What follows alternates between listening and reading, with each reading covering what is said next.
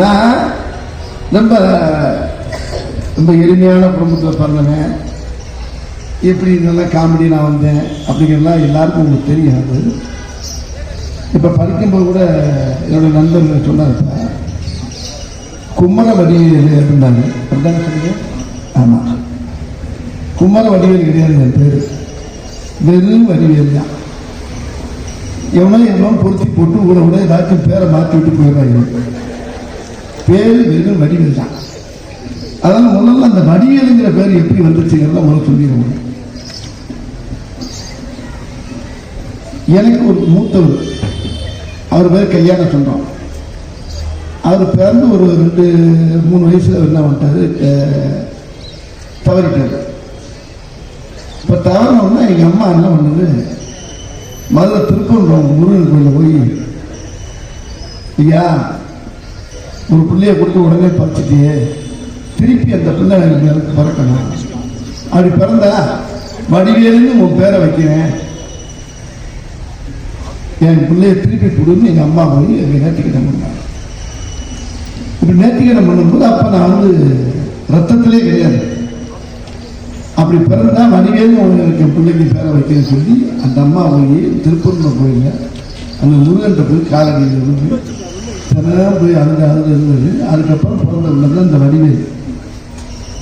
இந்த வடிவேலுங்கிற பேரை வச்ச உடனே என் தாய்மாமன் அங்கிருந்து வந்தார். என்ன பேர் வச்சிருக்கேன்? வடிவேலு நொடிவேலு.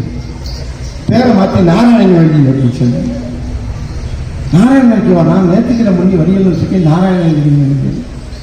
நாராயண வடிவேல் நல்ல பேர் கிடையாது, தூக்கு அப்படின்னு சொல்லிட்டு அந்த ஆள் போயிட்டாரு. நாராயணன் போயிட்டாரு. 4 நாள் இங்கே இழுத்துக்கிச்சு, நாக்கு தளவு வாயில் நுழைந்து நேற்றுக்கிட்ட மிஸ் ஆகிற மாதிரி ஆகி போய் எங்கள் அம்மா மறுபடியும் கழுவு பிள்ளைய தூக்கிட்டு போய், ஐயோ நான் தெரியாமல் போயிட்டேன், எங்கள் அண்ணன் கரையை மாட்டி விட்டு போயிட்டாரு, நான் பேர் என் பிள்ளைக்கு பேர் வடிவேல் தான் அப்படின்னு ஆணித்தனமாக அக்கு மார்க்க மாதிரி ஒரு குத்து குத்தி மாவளக்கு வச்சு நீ அந்த கோயிலுக்கு செய்ய வேண்டிய நேர்த்திக்கிறதெல்லாம் செஞ்சு அப்படி வச்ச பேர் தான் அந்த வடிவேல்.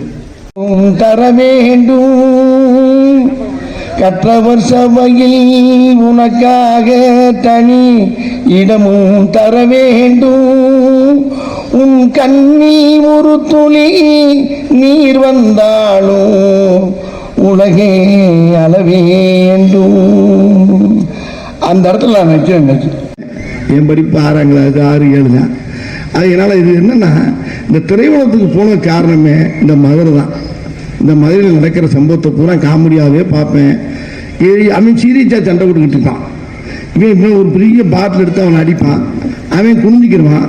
எவனோ போய் எட்டி பார்ப்பான், அவர் வீட்டிலேருந்து எட்டி பார்ப்பான், அவன் நெத்தியை பொழந்துருவாங்க. அன்னைக்கு தான் ஊர்லேருந்து வந்திருப்பான். என்ன சண்டை அப்படின்னு எட்டி பார்ப்பான். இவனுக்கு தான் சண்டை. ஒரு சோடா பாட்டில் எடுத்து அவன் அடிப்பான், இவன் திருப்பி இவன் அடிப்பான். இன்னொரு சோடா பாட்டில் ஓங்கி அடிப்பான்ல, என்னையா வெளியே தகராறுன்னு ஒரு எட்டி பார்க்கும்போது அவன் நெத்தியை பொழுந்துருவாங்க. அவனை கொண்டு 10 நாள் ஆசி வச்சிருப்பாங்க. ஆக சண்டை போட்டு 2 பேரும் ஓடிடுவான்.